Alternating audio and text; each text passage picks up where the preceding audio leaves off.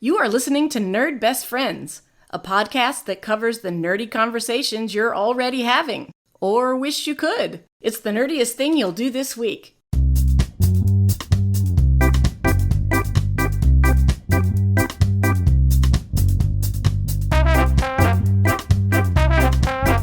Welcome back, nerds, to the Nerd Best Friends podcast. This is Analese, and I'm here with my best friend, Rob. Hey, it's me, Rob, your best friend, your podcast host, and your big hair-having, t-shirt tucked into jeans-wearing 90s kid.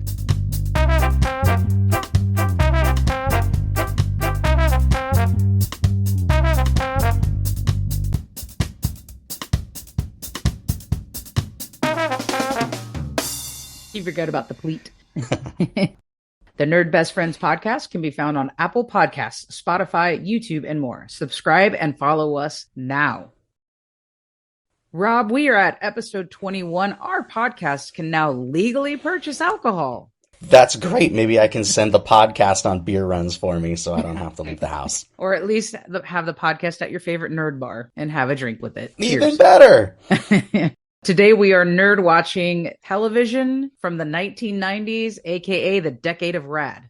But before we do that, Rob's recommendations. This week I'm going to recommend something that I know you and I are very familiar with, but as I talk about it in regular life, I find that a lot of adults don't have a library card to their local city. My recommendation this week is Hoopla, which is an app or website that you can use in concert with your library card to access just tons and tons of books, audiobooks, television shows, movies. It's an incredibly robust subscription service for streaming things, and it's all free with your local library card. It's just an updated version of when we used to go to the library and check out movies from the movie section or books from the book section, but it's now multimedia and completely modernized. The platform is really slick. I don't have any problems with it being like janky or, not quite done yet or anything like that. It's fantastic. I don't know if it's because people like move a lot and then they're living in different cities and it's just not a priority to go to the library and get a card. But the more and more people I'm talking to, I'm like, oh yeah, just use Hoopla. What's Hoopla? Well, it's this thing you put in your library card. And they kind of look at me like, that would mean I would have to have a library card. I'm like, are you, what? Who doesn't have a library card? But apparently in this day and age, not everybody is taking advantage of our local libraries. So that's my recommendation. Half the Hoopla streaming app and half go get a library card. They're free. That's what you pay taxes for. Exactly. I really started getting into the local library thing when I was doing my dissertation, my doctorate. The Toledo Public Libraries out in Ohio are actually really robust and really great. And what was nice about having that free library card is they had a bunch of private study rooms that you could rent or book. Sometimes I would just go so that, my partner could have the house to herself and not worry about making too much noise. And I would go rent for 2 hours. And I say rent, it didn't cost anything. You just booked it for 2 hours and I'd go and it's uninterrupted time. And then that's when I noticed they have CDs, they have DVDs, they have Blu-rays. Like libraries are really legit and did a really good job across the country modernizing with the times. And now Hoopla, you don't even have to go to the library after getting the card. And actually, I think you can, in our city, you can just go online and get a card and they'll approve you. Maybe. Email back and then you can just go to Hoopla and yeah, it's great. I remember reserving something Stephen King series because I didn't have Hulu at the time or whatever, and I was able to watch the series through Hoopla. Local libraries are the best. Do we have any nerd mail this week?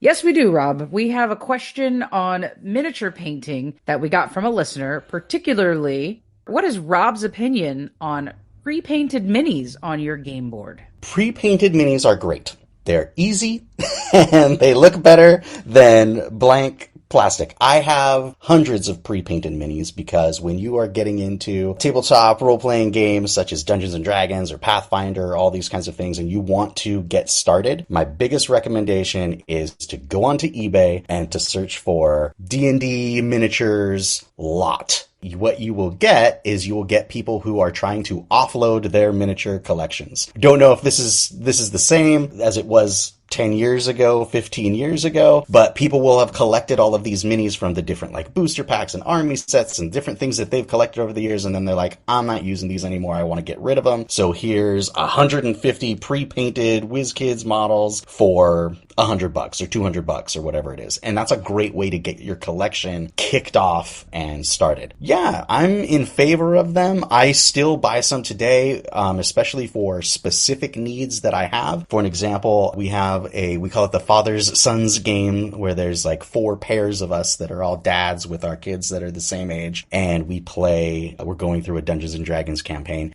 The dad who runs that knows that I'm the miniature guy, or I'm the guy who has everything. So he'll send me lists every once in a while. Oh, can you bring, these 5 models to the next game? Can you bring these different things? And as I look through there, if there are things that I don't have already, I will usually go on to Miniature Market or someplace and try to get a pre-painted version because I want it fast and I don't want to interrupt my painting schedule to like be taken over on something or, accidentally let it sit behind something that I'm working on and not get done in time. So, just this week I ordered some pre-painted miniatures for those kinds of things just to keep building up the collection and have them ready to go.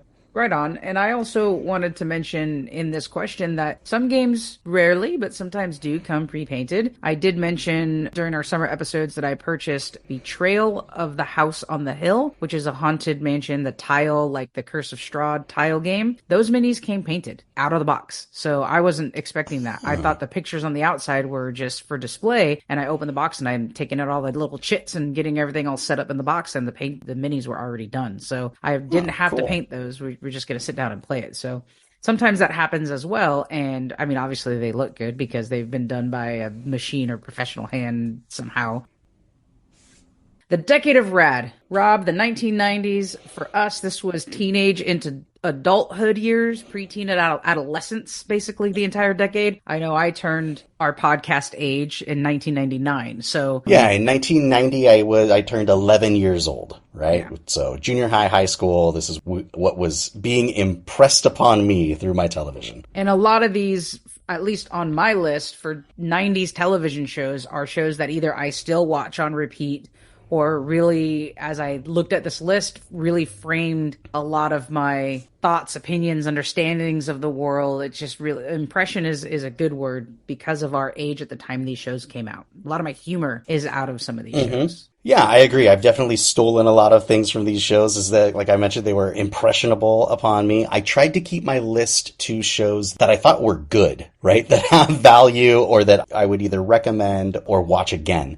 Have I seen every episode of blank situation comedy that was in the 90s? Yes, I have. Would I recommend it or want to talk about it? No, because so much of that stuff was absolute garbage when we were kids. Right. I'm hoping it's a list of good TV shows from the 90s. I think mine are all on the fence. There's only a couple that I've watched in their entirety, but there's a few that I would watch if they are on right now. Flipping through channels and looking for something to watch. If some of these reruns came on, I would watch them. At least for me, framed my nerdiness.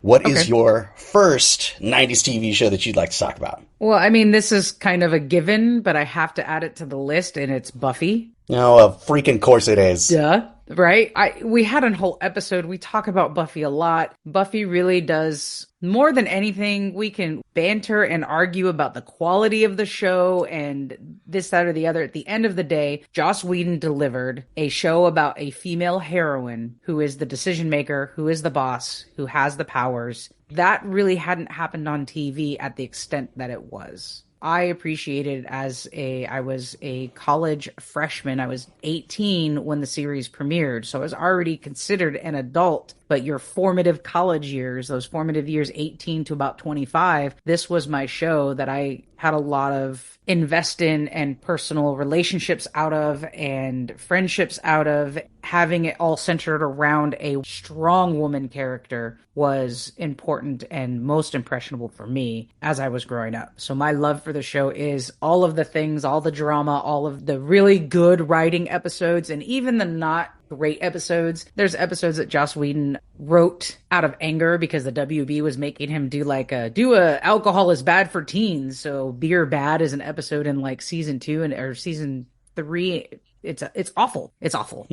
There's lots of awfulness in it, but also, just for me, it is the pinnacle 90s show for me in terms of its impact on my life. Buffy the Vampire Slayer is important to television in the sense that it really did take what was normally a Monster of the Week television show and infused a level of serialness or a level of continuity that was clearly taken from someone who was a comic book fan and became, a comic book writer, where, we can tell these weekly stories, but there can be an underlying plot that goes from week to week to week and has that season arch that we were not seeing in a lot of other adventure and fantasy shows during that time. And I think it was very highly influential in that aspect, especially for the WB, right? That Warner Brothers channel took that format and then applied it into what is now a humongous catalog of comic book fantasy adventure shows that use that same template. Yes. And from the 10,000 foot view, it also had an overarching theme from episode 1 to the very final episode of I am the chosen one, I'm the only one, I'm just a teenager. And that theme is just sprinkled throughout all 7 seasons of the television series.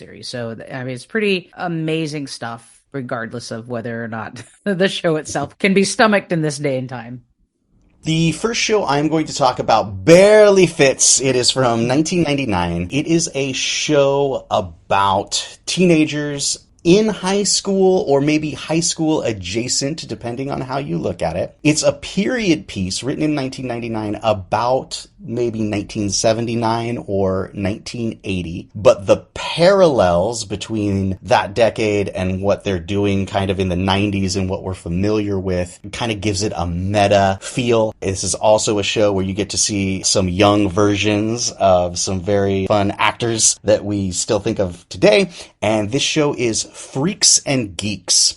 Yes. Freaks and Geeks is an incredible show because the characters seem real, they seem genuine, they seem like people that you know, even though we're talking Jason Segel, Seth Rogen, James Franco, looking like high school kids, which is fun to look back on now. This is one that I would recommend going ahead and checking out now, especially if you have some kind of nostalgia for the 80s and kind of secretly the 90s. It focuses on a family. There's an older sister and a younger brother. And the older sister is kind of in the lands of the freaks, which are the pot smokers. They're the kids that ditch school. They're kind of the burnouts, Gen X kids. And the little brother, who is on the geek side. The little brother and his little friends are the comic book reading, the Dungeons and Dragons playing kids that are kind of nerdy and love Star Trek and those kinds of things that was going on in the 80s. What I think sticks with me about this show or why it stands out is because what it's really about is the high school kids outside of high school, maybe the disengaged, right?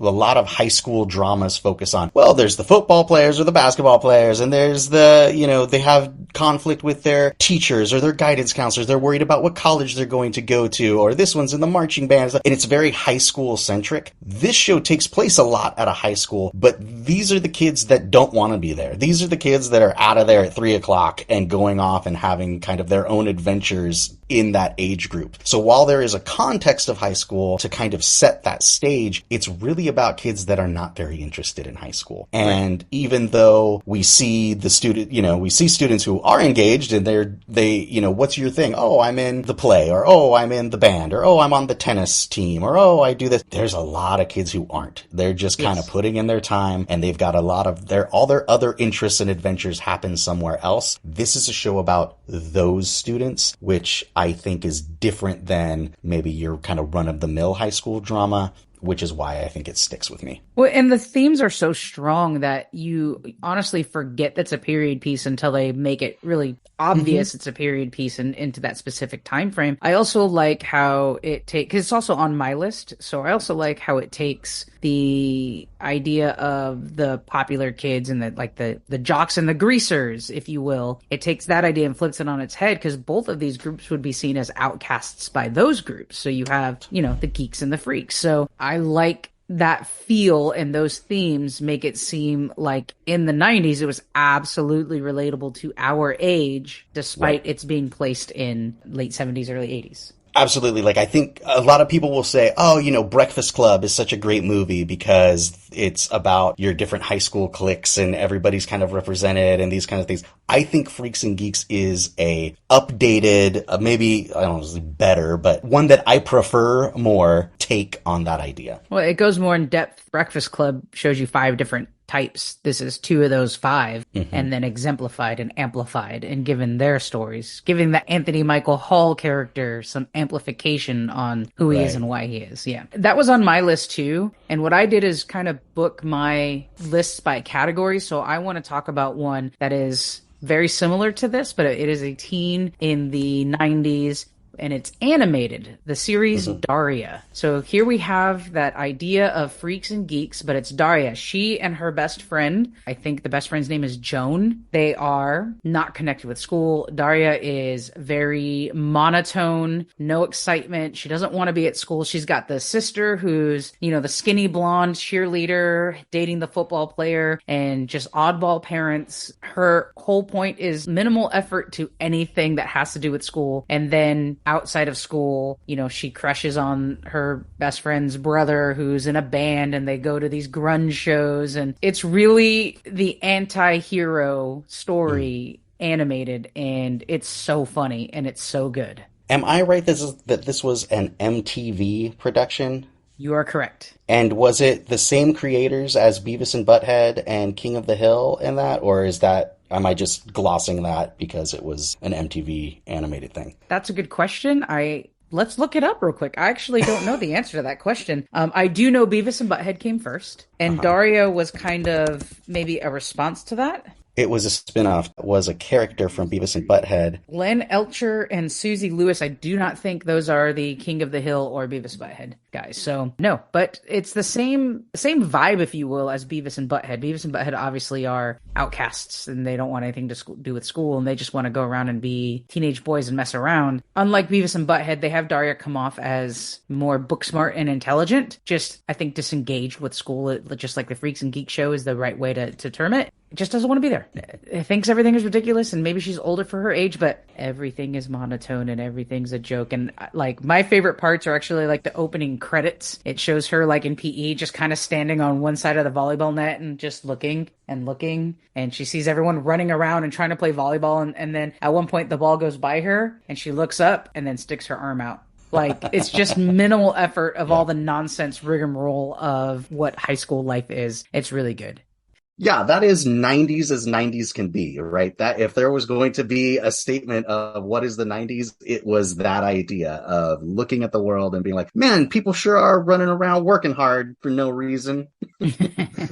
What's the next one on your list, Rob? Next one on my list is one of my favorites. This is Stargate SG-1 from 1997, starring Richard Dean Anderson, who we all knew from a decade before that as MacGyver in a new role. Stargate SG-1 is a science fiction show based on the movie that had come out a few years earlier. I want to say 93, maybe. There was the Stargate movie. And the premise of that movie was, of course, the trope. The pyramids weren't built by Egyptian kings and slaves. The pyramids were actually landing pads for giant alien species. And so they discover this in the movie, and they discover a gate, which is like a wormhole that you can dial like a phone, and it will take you to other planets, other worlds, other places of adventures. So they decide to do the research to go find this ancient species of people who created the pyramids and visited Earth thousands of years ago. They do, and it's just this fun romp of insanely cool costuming as they are advanced aliens with technology, but have an ancient Egyptian skin kind of put on them. It's an okay movie. I think it boils down to the US government sending in some white guys with a nuke to destroy a city of brown people. So you can skip that. But the show took that premise of ancient Egyptian gods were actually space aliens and was able to take its time to slap that theory on all of our myths and legends. And I think that's why it sets apart for me is because it's that science fiction show, but different than, say, like a Star Trek, where they're visiting these planets and asking questions that kind of reflect back on us and our society and what we value, which is what good science fiction does. This approaches it from that, like, there's always a little bit of like myth and legend in there, which is different and fun. What it's really about, or what I think makes the show work and why it lasted so long, was, of course, the characters. You know, when I think about like, well, why do I like this show so much and that kind of thing, it's a Dungeons and Dragons show. You know, it is science fiction, but you've got your adventuring party. You've got your big, like, tank guy. You've got your guy who knows all the things about the lore and about the legends and stuff. Wherever we go someplace, Dr. Daniel Jackson opens up his book and tells you all about, like, oh, this is the ancient Mayan society of such and such, blah, blah, blah, blah, blah. And then you've got the science officer who can tell you all about how, oh, well, if we want to get the Stargate working again, we got to bypass the Doomflachi and plug in the flange so that the lightning bolt can give us the gigawatts or whatever. And then you've got the jack of all trades, which is the kind of MacGyver character, like the point of reference, right? He's the leader, but also he has to be explained what's going on by the other people to give the audience that point of reference. But I love the questions that it asks. Like all good science fiction shows, it asks questions. In this particular show, you are getting questions like, what if a society has grown for hundreds of years where they like a feudal society that values strength and war? What does that look like? And we go to a planet and we see that kind of thing, then the complications, and also, of course, the benefits of something like that that's very opposite of maybe our thinking. My favorite ones, of course, are the ones where they go to a planet and it looks super futuristic, right? And there's flying cars and there's all kinds of tablets and everybody's wearing jumpsuits. And it's like, well, how can this society be so advanced with their technology and their ideas? And it'll be like, well, because this planet didn't discriminate against women for their entire existence. So you actually used 100% of the brain power, and look at what a wonderful utopia it could be. Or, oh, how come this society has these things that we don't have, even though they're much younger than us on this planet? It's like, well, because on this planet, there was no Christianity where people thought science was heresy, and there were 400 years of dark ages where nothing happened. Those kinds of things where it kind of looks at the world and talks about what could be or what would be if different things that we're familiar with had been able to take off in a different way. Stargate SG-1, super cool. Was that the show you used to do, Stargate Fridays? No, I think you're referring to Drunk Trek, which I used to do on Friday nights. I don't think it was that. It was used to have Sabu over, and I couldn't go because of home games. No, that was Battlestar Galactica Fridays. Battlestar Galactica, that's right. When BSG had their reboot in the 2000s, we never missed an episode. It's not on your list, so... It's not a 90s show. It was a reboot? It was a reboot. So it came out in, I don't know, what was that, 2002, 2004? Oh, I guess, yeah, if I was teaching, that wasn't the 90s anyway, so never mind. Right. That was when we were working all at Rio Mesa together. Yes. So that was in the 2000s, and Never mind. Like Friday night, we either didn't have a football game or we had a football game, and we'd grab dinner and we'd go watch the new episode of BSG. Wait. So then Tangent, and I also see it's on your list. I'm going to skip around here. How do you feel about the reboot of Quantum Leap? I think this is like the third reboot of Quantum Leap. Is it really? Yeah. I mean, but there's been copycats, but there hasn't been Quantum Leap. No, there was another one in 2007, and then I think there's another one coming out now. CBS is a television network for old people, and as of the end, that being a thing, all they do is tell the same stories that seem safe and familiar for old people. So, like, I think, there was like a Hawaii Five-0 reboot, they did a MacGyver reboot, they're doing a Quantum Leap reboot, they do all of these different things. They just make the show again in a modern time. That's what CBS is all about. I was on mute sipping my coffee when you said CBS is for old people. You almost got me to spit out my coffee.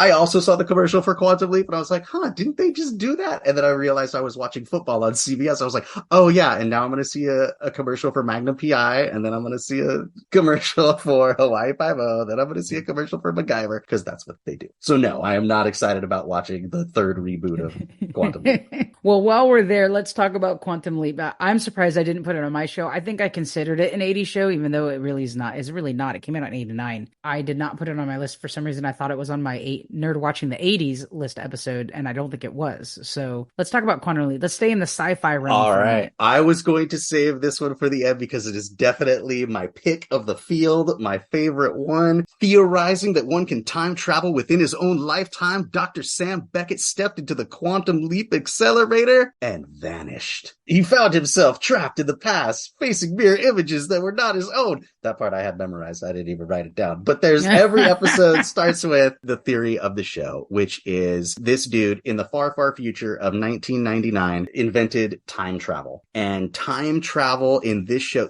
oh God, this show is so good. One of the reasons why the show is so good is because it follows rules. And one of the rules of the show is this dude can travel through time, but of course he can't travel through time. His consciousness travels into the bodies of other people throughout time, and it can only be within his lifetime. So you're seeing historical moments and you're seeing stories that take place between like 1960 and 1990. That is a rule that they stuck with, and it was genius because everything is just familiar enough. If we were making this show in 1989 and things were happening in the 20s and the 40s, etc., you'd have to do a lot more work. You'd have to have a bigger budget to make things look like those far away time periods. When you're in 1989 and you need to make things look like 1981, it's not a big deal. Everything's pretty familiar. In 1960s, we still have a lot of that stuff around. It's not hard to get 1960s cars in the 80s to like fill your streets. So there was smart budgeting there, but also everything is familiar to the audience. Right? When he jumps into a 1980s photographer who's wearing tight white jeans and a silk shirt, we're like, oh yeah, that is definitely how people be dressing in 1982, kind of thing. Because we all remember it. It also provided the opportunity for them to tell, when they did their big stories that had to do with historical events, they were all close enough for the audience to have a frame of reference. It wasn't so far away that it's legend. It was close, and that made it more visceral and emotional when they were talking about when they did their Vietnam episodes, when they did their assassination of JFK episodes, when they did their moon landing episodes, those kinds of things, Challenger explosion, like these kinds of things, they were still raw for us. And so it was an opportunity for us to look at those stories through a smaller lens, because it was rarely, sometimes they did, but it was rarely like, oh, Dr. Sam Beckett jumped into the body of Richard Nixon and changed history forever. Like it was always small stories. He would jump into somebody who was tangentially close to the historical event, just so that we could see it from a perspective of how it was affecting real people at the time. And of course, you've got Rear Admiral Al Calavici, his holographic friend, who is the audience point of reference character, right? Al runs around with his little smartphone tablet that beeps and bloops and gives you all the context that you need to know. Rear Admiral Al Calavici is the dungeon master of the Quantum Leap show. He shows up, he gives you just enough of the plot threads so that you know what the objective is. Scott Bakula goes out there and he does his thing, and we know like, oh, they got A, B, and C happens because Dungeon Master told us so, and then it's the complications of how to work around and get to those different objectives to win the adventure. What makes this such an important show for me is because overall, this show had a philosophy. Everybody matters, and every life, even all the people that you've never heard of, affect the lives of so many of the people around you, and every decision that you make can have an impact. That was what the show was really about at its core. That's why it was always kind of people that you never heard of, small stories in life. And that's what, when Al would show up, you say, oh, this person made this decision, never went to college, wound up like this, and this. Our projections, right? Because of course it's got artificial intelligence or whatever. Right. Our projections show that if this event was the tipping point in this person's life, and sometimes it wouldn't even be a big impact impact to the person's life that he had leaped into. But it was like, this person needs to go to this place so that they can have a son who's best friends with this other person who invents the cure for cancer. It's some weird thing. It was always about this small story, this one life touches and has an influence on all of the others around them. And when you make good decisions and when you are a positive person who thinks about other people first, you make your circle and the world a better place. That's Quantum Leap. And that's why it's one of my favorite shows of all time. It is a very enjoyable show, well acted. The banter between the hologram and Doctor. Some of my favorite moments of the show is they're going back and forth. This show got so popular, he had a little tagline. It was a simple tagline. He always said, "Oh boy," when he jumped into some random incident. I remember one is like a middle of a fight and there's a guy rearing up to hit him and it just freezes and you wait till next week's episode to tell you what he jumped into. So it always had you going. You really also hung on to the hope that he eventually leaps back home. Right. So that he can be home and be with his family. I also appreciated the way it influenced things later. I think of Stephen King's 11/22/63, which is about the guy who can jump back. And he's not leaping from experience to experience. He's leaping into the peripheral events around JFK's assassination, right? So that's what Quantum Leap did. It's peripheral. But the more he does it, the more these lines get intertwined and can really affect negatively because there's just too many different realities going on. So it's such a good show. I'm loosely interested in the reboot because with technology, they don't have to worry about what set's next door. Oh, there's a Western next door. Let's do an episode that goes back to 1882 when this happened. What set is next door on the lot? Oh, they're doing something from the 1950s. Oh, let's have Sam go back to the 1950s. Well, if that's the case, then they're breaking the rules because Sam can only leap within his own lifetime. And it's some 26-year-old millennial dude. So I don't think it's going to be a very good show. What's he going to leap back to? What? Oh my God. Remember when the Star Wars franchise rebooted? We should go back and tell George Lucas that Jar Jar Binks is dumb. That tells me they're not going to follow that rule, right? It will remain to be seen. I'm uncertain, but maybe if it's done well, maybe. Yeah.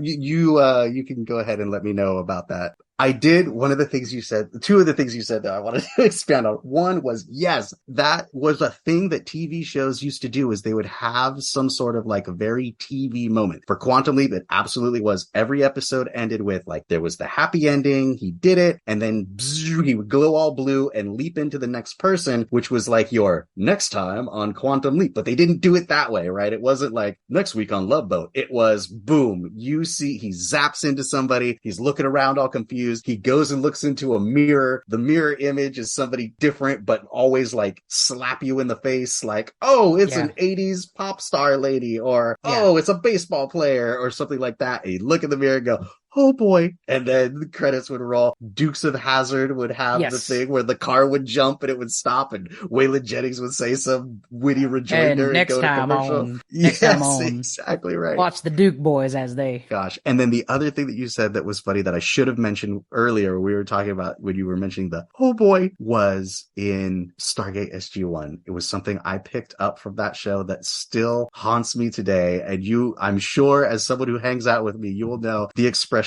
for crying out loud. How often do I say for crying out loud? You say it all the time. Definitely because I edit out of the podcast constantly. That was the catchphrase of the Stargate SG-1 show. You knew the poop was hitting the fan because Jack O'Neill would look at the camera and go, no, for crying out loud. Catchphrases are really a thing of the past. I can't think of a single one. It's more TikTok and Reels and stuff like that make catchphrases now. And it really was a thing in the 90s, particularly some of the 80s. You had The Simpsons and catchphrases from The Simpsons. I'm thinking of an episode of New Girl where Jess befriends the youthful neighbors that just move into the apartment next door, and she's a klutz, so she trips over something and knocks a bunch of stuff over, and these kids are like all on they're hipsters, basically 10 years younger than them, and they look over at her and she's like, did I do that? And these kids go nuts. They go nuts. And like she becomes their favorite person because she steals Urkel's taglines. And then eventually later in the episode, she's like, I have to admit something to you all. I did not make these up. And she like goes to YouTube and shows them, and they're like, best show ever. It's funny how taglines were a thing of the past, and that you won't know about them unless you watched television in the 90s. Right. They don't put them in anymore. And in fact, if they do, it's always like a parody of it or making fun of it or something like that. Yes. Like I recently watched the latest Thor movie, and there's a whole bit in there about needing a catchphrase or coming up with a catchphrase where they're just, well, like, we're a comic book movie and we've got all this 90s music. Aren't we supposed to have a catchphrase? And it's like, those are dumb.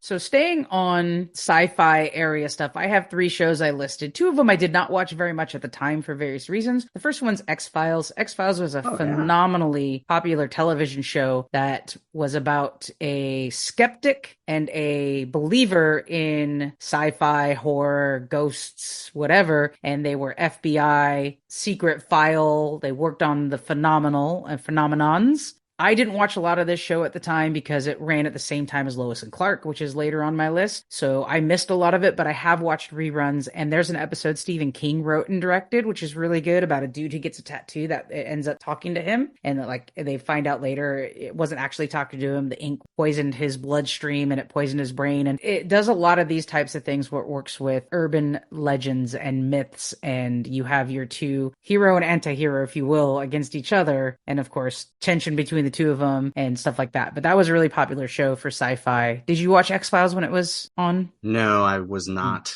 into X-Files. I forget was it a Thursday night show? Whatever night Lois and Clark was on, I don't remember. Okay. Maybe that was Friday night. I feel like there was always something else. In the world of having to watch television live, there was always this competition, right? Which you'd think the TV would have been better with all this competition, but it wasn't so much. If it was on Thursday night, I never saw it because I was always at band rehearsal. If it was on Friday night, I never saw it because we were playing Magic the Gathering or Dungeons and Dragons. So a lot of those shows I missed because they were on at the same time as something else. The other show is Xena, the Warrior Princess. Also a show that I did not watch very much at the time as well, even though it's the same idea as Buffy. I don't think it's that great of a show. I've seen reruns. Yeah. It's okay. It has a big fan base, so all apologies to our listeners who are big fans of Xena. For me, it's a little kitschy. Yeah, I agree. I also was like, man, this show should really be up my alley. I want to try to watch it. And it would be on like Saturday afternoons or something. And I would check it out. And I'm like, it's just not very good. But people do love it. Yeah.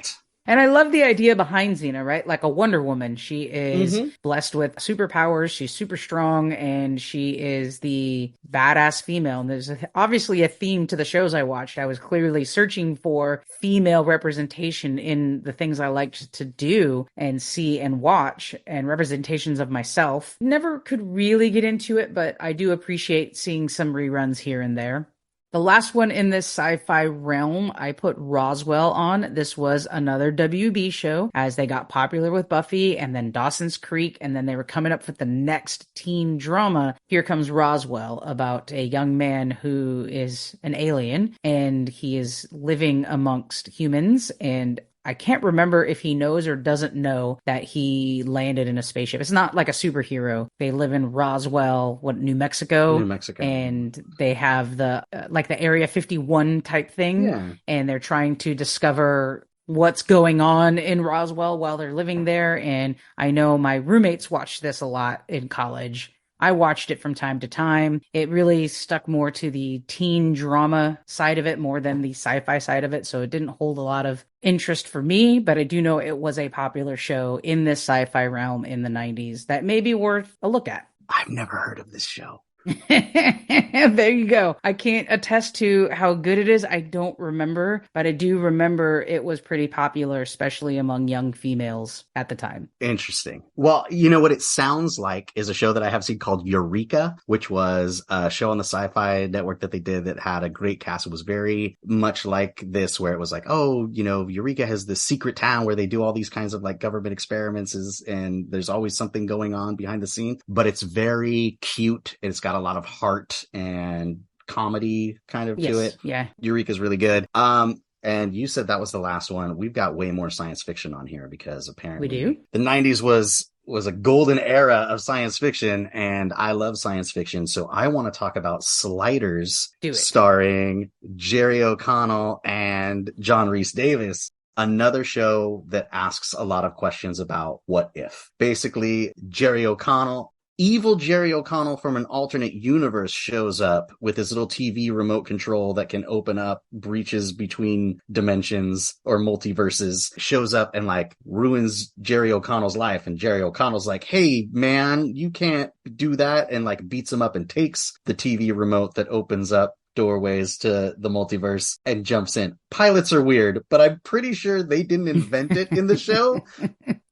He like stole it. But anyway, Jerry O'Connell and his physics professor, the guy from Indiana Jones, a girl and a crooner, like a lounge singer, jump through this portal and they start going to other dimensions. And it is very much like the multiverse what if sort of scenario. All of these places are Earth. They're just different versions of Earth based on kind of that multiverse theory of the different choices you make create different realities. It's best where it's asking those science fiction questions. What if the Axis powers won World War II? What if dinosaurs never existed? What if you were born the opposite sex or gender, right? Because you run into yourself in these different multiverses if you exist there. That's where it was at its best. Really cute, really good ideas. They touched on things, even like looking at social media and the internet and what does it mean if your value is tied to, you know, your internet popularity and how many clicks your site gets and those kinds of things, because the internet was hot and new.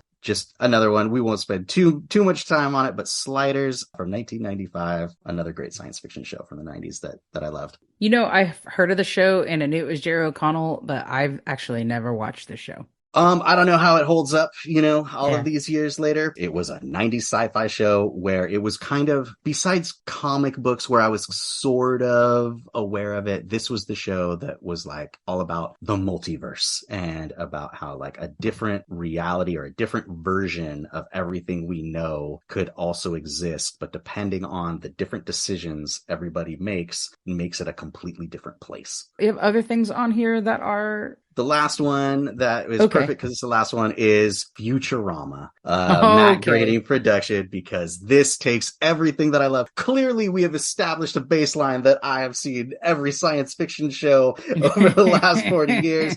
And Futurama parodies all of it, especially Star Trek, just absolutely slams it in a million different ways. It doesn't just parody pop culture science fiction, though. It also is, of course, a parody that looks at us. It makes us look in the mirror as people in the 90s. This show takes place hundreds of years into the future, and it seems so ridiculous that they're dealing with the same problems that we're dealing with. Or sometimes they just call it out and be like, oh, in Earth's ancient history, they used to gather on one day of the week and sit in front of a light box to watch men pass a little oval-shaped ball around. It caused many disturbances, from fights to marriages to childbirths to like just slamming us while we're watching it, of course, and taking that stance of, isn't it ridiculous the things we do, and we'll never be doing this in the far, far future. The jokes are snappy. Things can go from slice of life reality to just absolutely bizarre and wonky, much like The Simpsons do. Like it had the same writing staff and the same animation staff and stuff, but they were just able to explore a completely different genre away from the family sitcom into something completely nuts. The characters,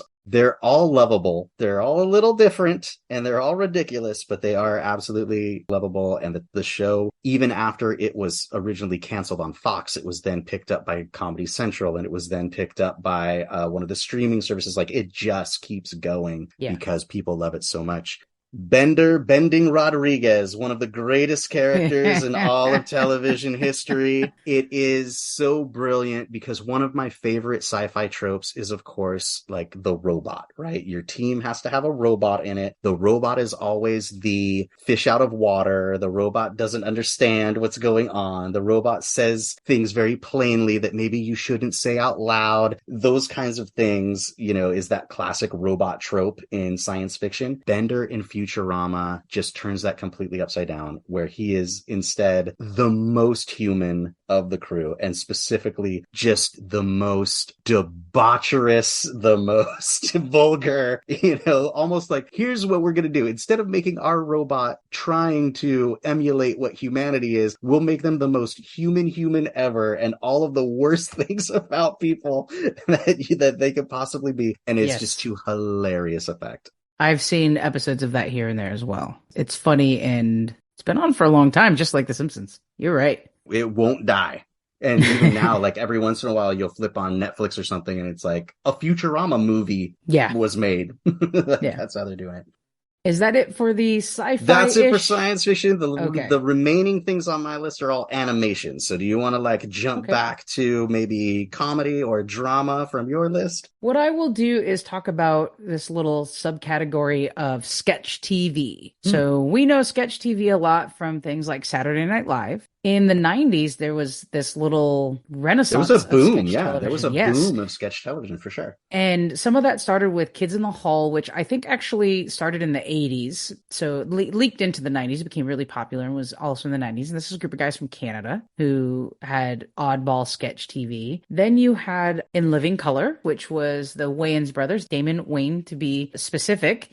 And they gave us comedy from African-American brown people point of view. This is one of the first real gigs for Jim Carrey, to the extent he wasn't Jim Carrey at the time. He went by James Carrey. Yeah, this was his launch for sure. This was his launch, and this was the launch of the Wayans brothers and the dynasty they have now with all their spoof movies and just spoof of even, black movies. Their spoof of that is called Don't Be a Menace while drinking your juice in the hood, or something like that. And it was a spoof of Menace to Society, Boys in the Hood. It just spoofed all of those black movies. And this comedy came from In Living Color. In Living Color is a very important television show, especially for bringing diversity to sketch comedy and television. I watched it religiously every week. The State, which you and I both watched in high school. This is another sketch comedy troupe of actually trained improvisers and trained Shakespearean actors who now are responsible for a slew of comedy across the last handful of decades, from Reno 911 to Drop Dead Gorgeous, and just the list goes on and on and on how much the folks from The State have inspired, been a part of, have created. And Reno 911 is one of those that keeps going as well. They were picked up for a streaming service. They just had a new movie come out that was nominated for an Emmy. So they're still going strong as well. And that's what more than half of the cast of The State is in Reno 911. Am I right that group founded the acting school or the comedy school 82LA?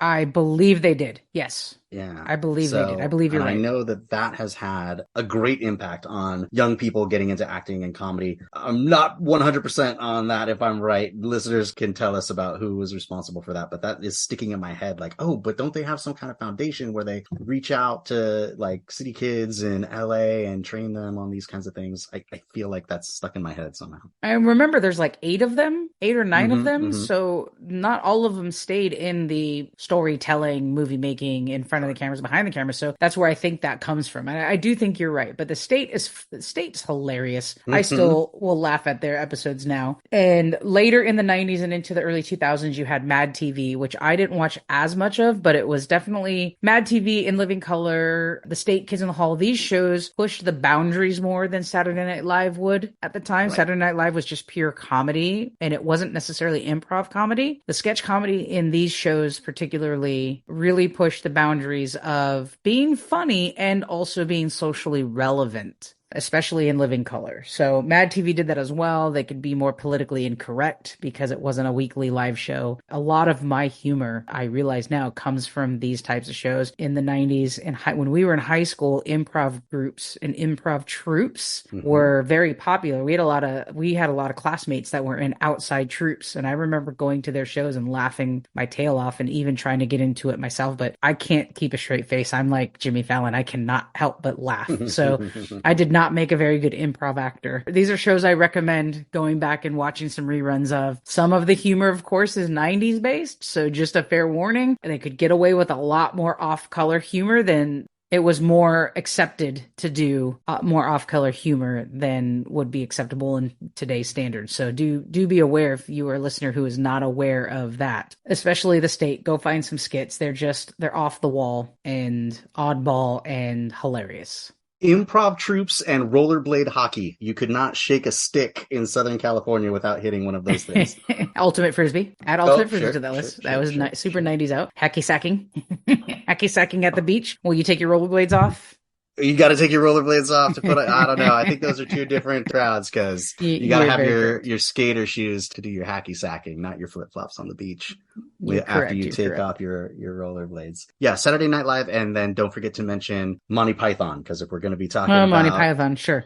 Kids in the Hall and things outside of North America, I think you could easily put both of those shows as the founding fathers of what became the 90s improv sketch comedy. Absolutely. Yes. Monty Python is really scripted sketch comedy. Sure. You know what I'm going to say? Some of these got so good at having a basis of a script, including Saturday Night Live, that people went on tangents around, to the extent now that comedy movies, you'll have hours of bloopers because they'll just let these people go off. All right, so in this scene, you're going to get punched in the face, and I want you to react to it the way your character is going to react to it. And I'm thinking right now of We're the Millers with Jennifer Aniston and the dude he's like a doughy teenager. He's now a superhero, and everyone's like, whoa, his face, he grew up. I'm going to forget his name, but it's this movie, and they have the character Scotty P, who's funny, and he's a goof. You know what I'm saying? He's like a total skater dude. There's a scene where Jennifer Aniston's character just rocks him in the face and makes his nose bleed. And there's like 6 different outtakes of Scotty P's reaction to this, like, you're a very violent woman. And he runs away and he's like, you deviated my septum. And they just go, and they do this over and over and over until they get the one that's funny. Like all of these bloopers from Bridesmaids, and I'm thinking of all of that same area of comedy is all a lot of improv because of these shows. You're making me do this. Jennifer Aniston punches some doughy-faced kid who's now a superhero. No, she punches Scotty P. Scotty P is not the superhero. What are you going to do about it, Don Knotts? What are you going to do about it, guy with perfect posture? He's just riffing, and you're going to know who this is as soon as I know his name. Will Poulter plays like a doughy teenage kid, and now he's going to be...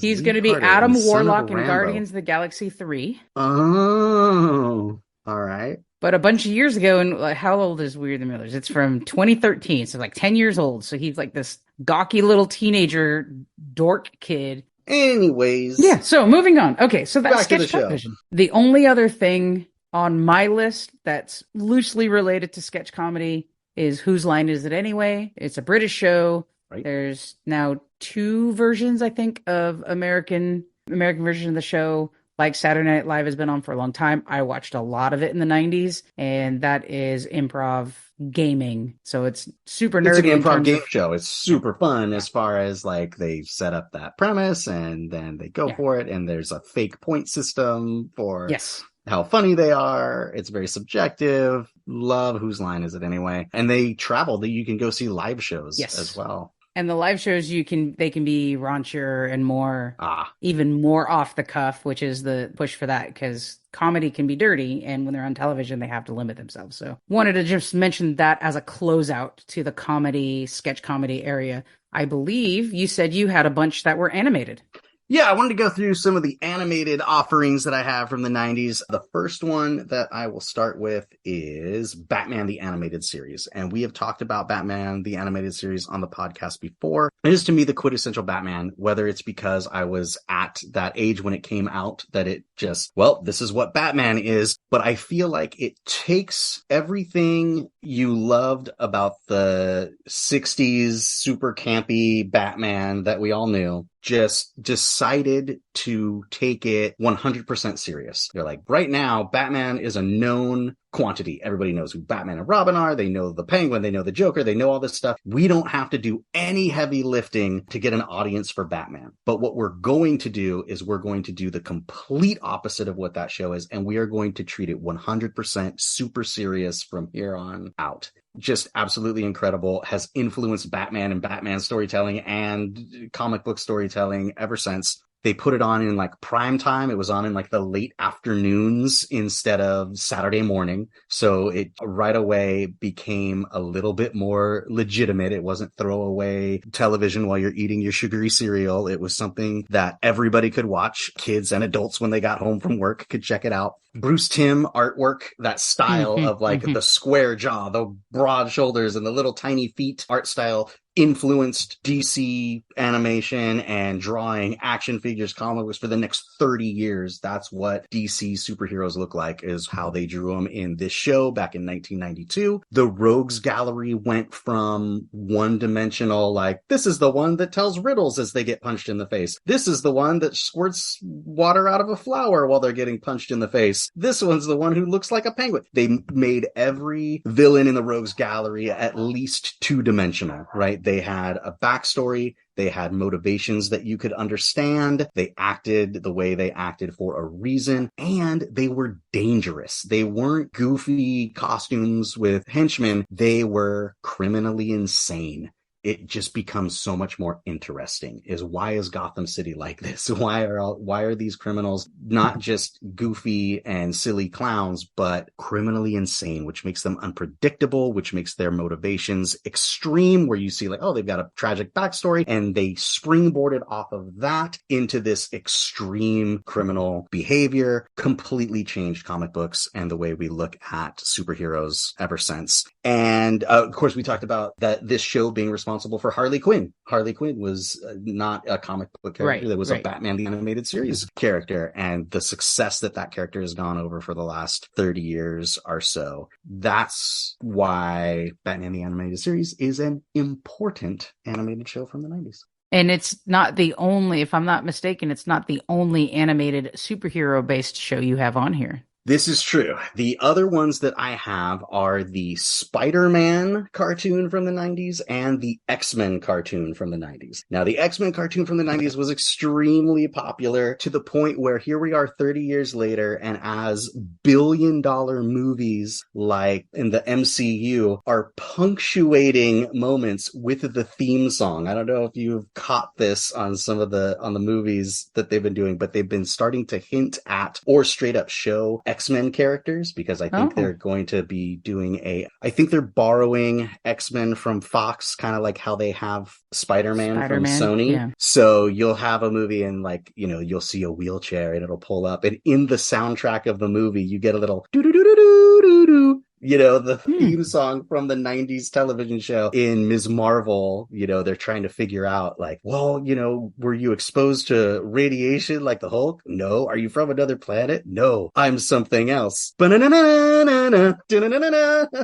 little musical cues, because it's so popular and it's just like so well known, that 90s cartoon. What I liked about these cartoons and why I put them on my list is because both of these are remakes of the comic book stories. These shows took the 30 years of history of these comics and all the big major events from the 60s to the 90s and chunked them into an animated format. The Spider-Man 90s show can get very repetitive. I don't actually recommend binging it. It's basically like a villain and problem is introduced. Spider-Man hears about that villain and problem, gets the snot beat out of him, goes back and figures out a way that he can overcome that problem. And then the last act is him beating up the bad guy using that problem. Every single episode is that exact 5 acts in between the commercials. But they took the Clone Saga, they took Mary Jane, they took the death of Gwen Stacy, they took just years and years and years of the comic book stories that had already been told and chopped them up and put them in that format. So for me, watching that show for as many of those seasons as there were when I was in junior high and stuff gave me all of my comic book knowledge on Spider-Man, because it was hard to find those old comics and you kind of just would see them sometimes in retelling. That's what this cartoon did, is it took the comic book stories and gave them to you on Saturday morning. Same thing with X-Men. X-Men was even cooler than that because, well, X-Men comics are a little bit more complicated and convoluted. So you'd have up to like 6-part episodes where you were like, oh my gosh, next Saturday, I got to make sure that I wake up by 9 o'clock so I can watch the next episode here, so that I can see, the Phoenix and the Dark Phoenix saga. So I can see the Sentinels. So I can see Days of Future Past and things, like all in this nice, friendly animated form without having to, back in those days, we didn't have things like Hoopla where you could just go back and read all of the comic books from all of history. Instead, it was like, am I going to find these in my quarter bin? The 90s was huge with the speculative market for comic books and baseball cards and things, where it's like, oh, well, if you want to read Days of Future Past, you can buy that for $73,000 because we think it's super rare and valuable. The internet luckily wiped not luckily for the people who thought they were going to retire on those things, but luckily wiped all that out so that we could all experience that art. But that's where I have all of my historical knowledge of Spider-Man and the X-Men. It's from those cartoons that just took the stories they had already told and stuck them up on Saturday morning. X-Men definitely the more popular of the one of the two, because it's X-Men, and what X-Men has always been about is prejudice and discrimination. So in the comics, I think they could be a little bit more heavy-handed about those kinds of things. Like, these are teens. They feel different. They're being bullied. Let's shine a light on this because it's something that doesn't just happen to people who can shoot lasers out of their butt. It actually happens to everybody. The whole story of the Sentinels and the mutant fear and all of this kind of stuff, these are stories that were allegories for racism in the 60s when these comic books were written, and they just moved it to the 90s, and they take out some of that stuff to kind of sanitize it a little bit, but it's still there. It's still a group of people who are different being persecuted by the government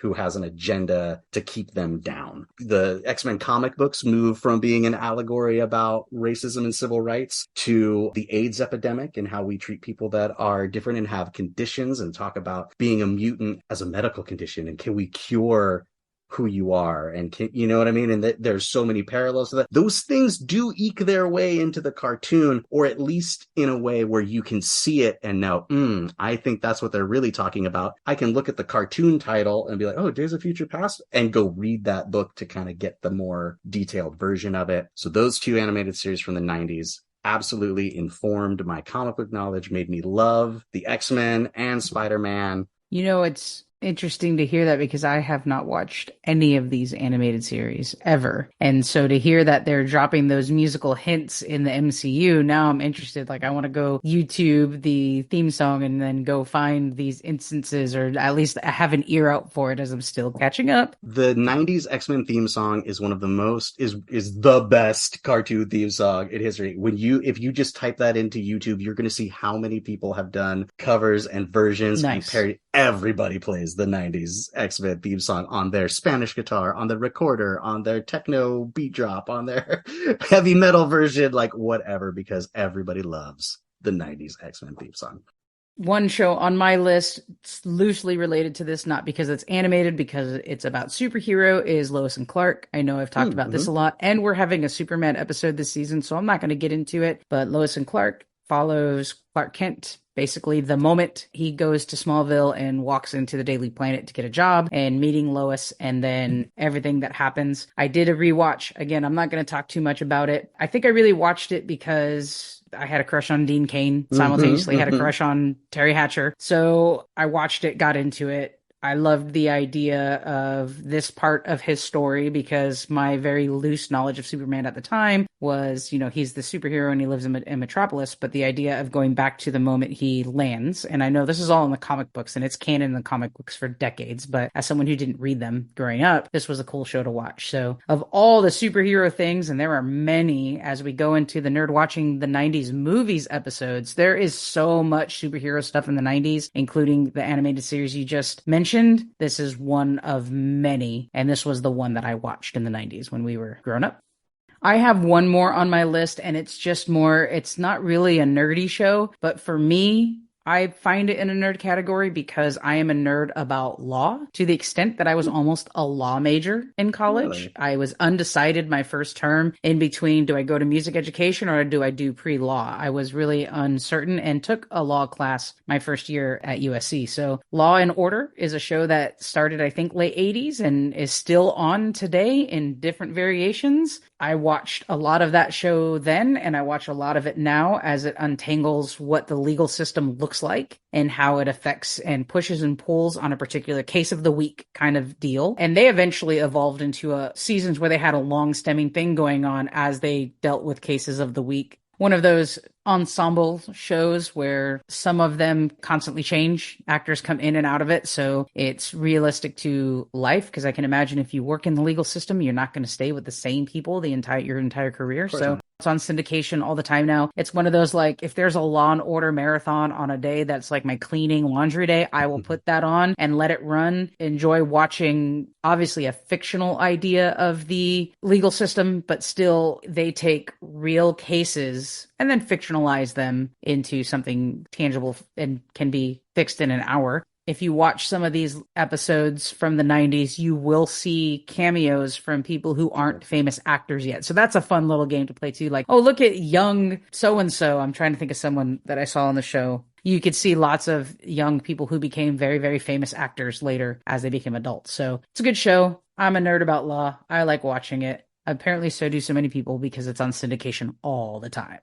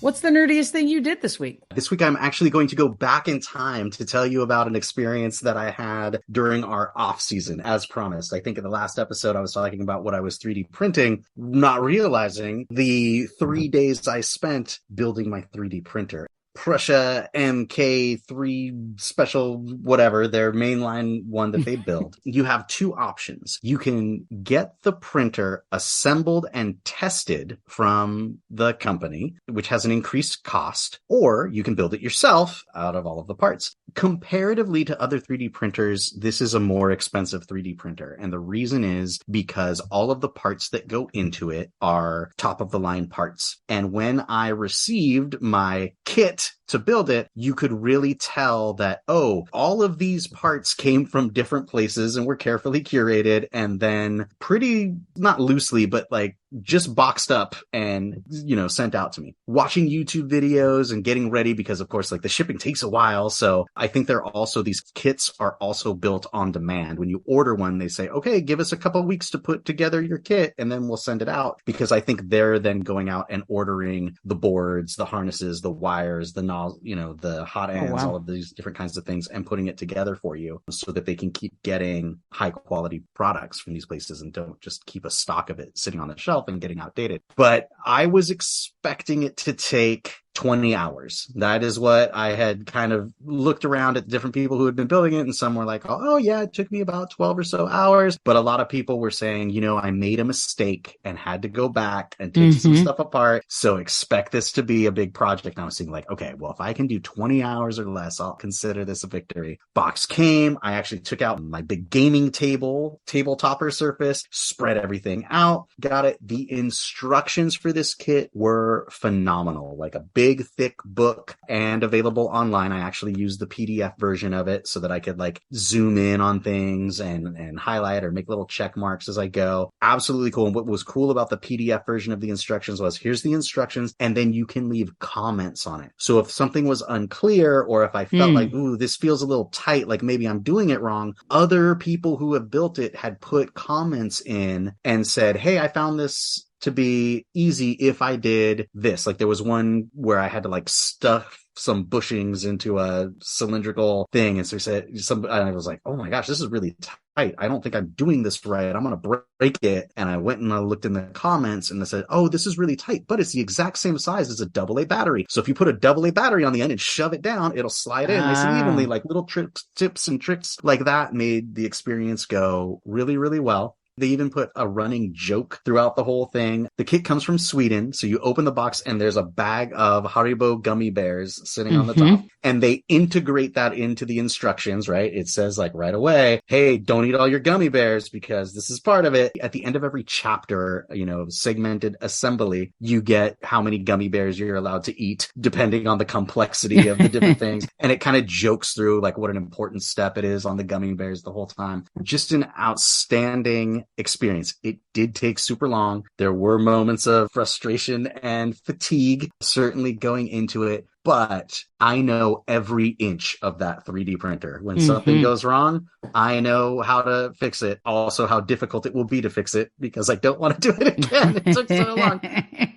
But it did end up taking me, I was very pleased with myself as I worked through a weekend. It took me 13 hours to complete assembly on the 3D printer. So I reached my goal of under 20. I plugged everything in. It did not work correctly right away. I had made a mistake, but it only took me about an hour to kind of troubleshoot and figure out that I had plugged the filament sensor into the board upside down. I mean, you shouldn't be able to do it. Should be directional, but whatever, it wasn't. So, so I was able to figure that out. I flipped it and everything has been working fine and it's cruising. So definitely nerdy and definitely like, walking around with my chin a little bit higher because of my success putting together the Pressure 3D printer. Would the Rob of now prefer to pay the extra couple $100 for it to come assembled and tested? It's tough because I've done it once before. It would be easier to do it again. But because I've done it once before, I know what a pain in the butt it is. Man. It is a very difficult question. Hopefully this 3D printer does not break or anything bad happen to it beyond repair when I would have to get another one. If I were going to recommend it to someone, I would say if this is your first 3D printer, don't build it yourself. This is my fifth 3D printer. Right. So I was already familiar with like what it needed to do. You know what I mean? Like I've had other ones that I've had to take apart and replace pieces on and was familiar with all of those kinds of things, which I think was part of what made it successful to me as I had a little bit of experience with that. If you're going to get into 3D printing for the first time, if you want a state of the art, like a really good one, get the Pressure, pay for it to be built and tested by somebody. If you're just getting into 3D printing to see if you like it, don't get this most expensive 3D printer. Go get a cheapy one off Amazon and just see how it goes for yourself. The nerdiest thing I did this week, I know we talked about mini painting last episode. I am still mini painting. In particular, I spent some time this week painting the minis from the Back to the Future game. I realized in our episodes I've brought this game up. I haven't really mentioned what it is, but the game is called Back to the Future Back in Time, and it's by Funko Games.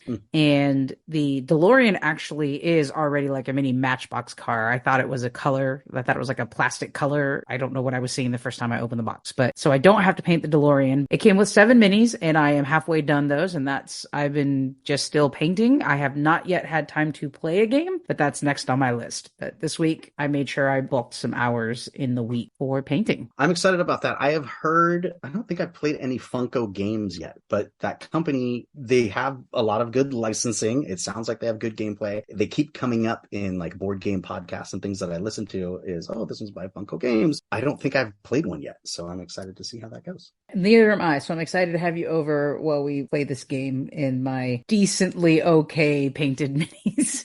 I'm sure they're tabletop standard is what we're standard for. Well, this was more just a piece of advice because I totally messed up on Einstein and he came off gold instead of like a golden retriever type dirty blonde. And I don't know if there's a way to fix this to like, I might just reprimer this. Also, isn't Einstein gray? I thought he was gray too, but then I went on, I painted him gray and I'm like, he's a little bland. Let me look at a picture of him and see. And he's actually like dirty blondish, a little bit of brown, a little bit of white. I was surprised too because I did gray at first. So then I tried like a brownish color and the brown just turned shiny. And then I did a dry brush over and then now he just looks like a sickly dog. Oh no! So I haven't decided what I'm going to do about that. Anyways, go ahead. Well, he is a sickly dog. He just eats like gross, wet dog food from the automated machine every day. And he looks like he's never groomed because Doc is always busy. He just slurps out Alpo or whatever the product placement in that scene was. I should go back and talk as far as the 3D printer story. As I was going through the tedious steps of assembling this, I was taking pictures as I went, all hitting my milestones and texting these to Analese, who was being a cheerleader, giving me inspiration and driving me forward. It really helped break it up and give somebody to talk to about it, as I really just spent, it seemed like those 13 hours pretty much straight from one day to another. I don't know anything about 3D printers, so it was entertaining to me to watch the process as you were doing it. I really liked the gaming of it with the gummy bears as well, and the little chart that it has on the instruction sheet. You basically had like another sheet to place X amount of gummy bears in these different boxes, and you got to the end and like, you eat this box because you finished this one, so you're gonna get these 4. And it was color coded. Yes, it was color coded. That's actually the build plate of the 3D printer is what you lay all of your things on, because that's the last step. That's the last thing. Okay. Is to snap that on, so all your gummy bears are gone, and you slap the build on the printer. I think that's really great. No, I enjoyed it. And if you still have those photos, maybe we'll put them on our Instagrams. Our listeners can see your progress as you went through. Might be something we do. Next episode, we're going to do part 2 of this, but with movies, right? So Nerd Watching the 90s movie edition coming next time. Remember to subscribe, share, and give us that 5-star rating wherever you get your podcasts. Follow us on Instagram, Facebook, Twitter at NerdBestFriends, or send us a message by writing to podcast@nerdbestfriends.com. Until then, nerds, go watch some 90s shows. Thanks for listening.